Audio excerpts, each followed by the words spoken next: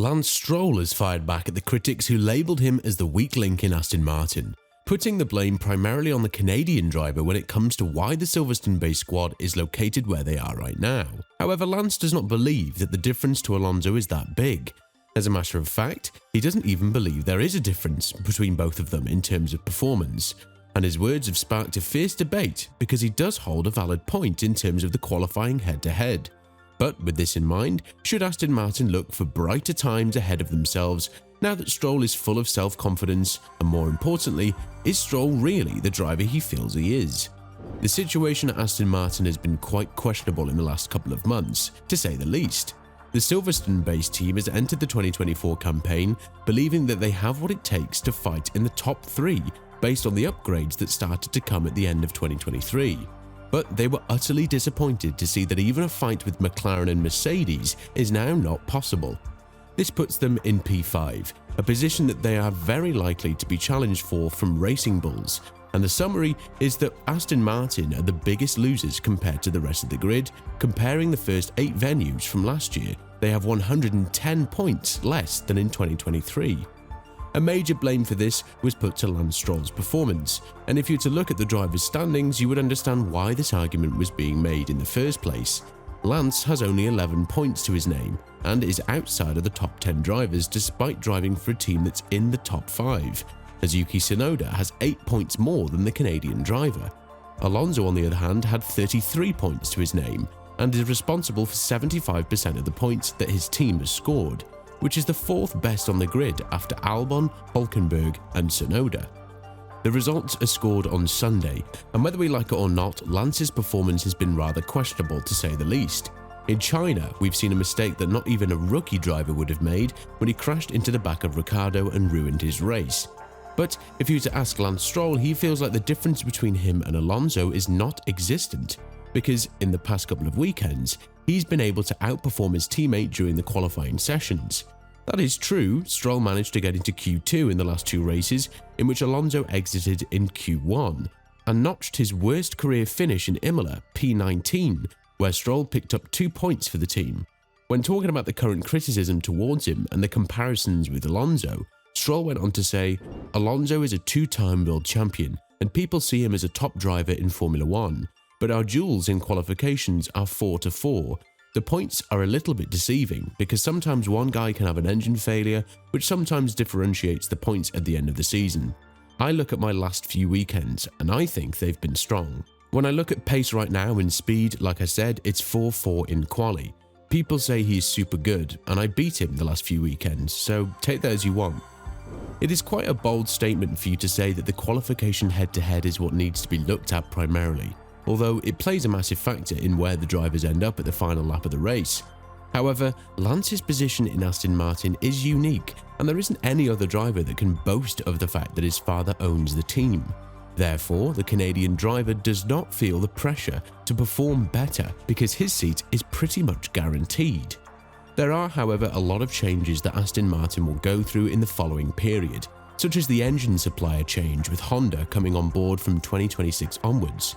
What this goes to show is that there might be some pressure on Lawrence to change things up if the car is proven to be one of the best on the grid and a constant challenger. But the points difference is as big as it is right now because we must remember that Honda is coming from a championship winning environment from Red Bull, and they won't settle for anything less than that. Be that as it may, Lance's position in the team could very well be in danger despite the ongoing situation with his father owning the team. Aramco is willing to invest a lot more as they are now the sole title sponsor of Aston Martin, and the Canadian billionaire has sold some minority stakes to other investors like Arctos, which goes to show that he might be looking for a little bit of a step back from the commanding role in Aston Martin. If this is to happen, the financial partners of Aston Martin won't be nearly as kind to Lance as his father and all of the current garniture that the team has set in place, which is definitely something that the Canadian driver should fear now that Tsunoda has a realistic opportunity to follow Honda to Silverstone from 2026 onwards. The fact that Red Bull decided to continue the collaboration with Perez in the following 2 years goes to show a clear direction that the team has set in front of themselves. There's no place for anyone else next to Verstappen other than Perez, and if you want to free yourself out of the Red Bull's chains, you're free to do so. This is something that Tsunoda has discussed, saying that he has a lot of interest from other teams and that he has openly spoke to other contenders about his signature. But then again, Honda is the company that plays a huge role here because they are the most responsible for Tsunoda receiving a seat from 2021 onwards in the first place. Still, Aston Martin is convinced that the technical knowledge that Lance Stroll possesses is too much to give up on, something that Mike Crack has also constantly shared in the media when talking about the young Canadian driver. On top of that, the ambassador of the team and a former F1 driver, Pedro de la Rosa, had nothing but praise for Lance, warning us that we might be seeing a totally different version of Stroll in the following period, because it's just a matter of time before all of the talent he possesses explodes on the grid. Furthermore, De La Rosa said, "Lance is just unreal with the amount of potential he has. When you compare him against Fernando, there are corners where Lance is quicker. He's learning a lot with Fernando, they work together very well, and it's just a matter of time before we see the best Lance and a big explosion of talent. The moment he puts everything together, he will be outstanding." One thing that people do not realize is how hard Lance works, how much dedication he puts into the simulator, working with the team, on himself, looking at the data and improving. That is an assignment that has made me understand his potential because I see how hard he works inside the team, and also how well he works with Fernando, how much they talk between them. This is something outstanding. But if we are to look at the latest performance from Aston Martin's drivers, or more precisely the upgrades that they mounted on their cars, we cannot help but put a little bit of doubt on the technical expertise not only of Stroll but of Alonso as well. We're not saying that the drivers are at fault for giving false feedback to the factory, but the fact is that the car is regressing in performance, and just because Stroll managed to out-qualify Alonso in the last 2 races and score points in Imola, doesn't automatically mean he's the better driver, and the narrative has changed. The facts speak louder than words, and right now Stroll is in a very difficult situation.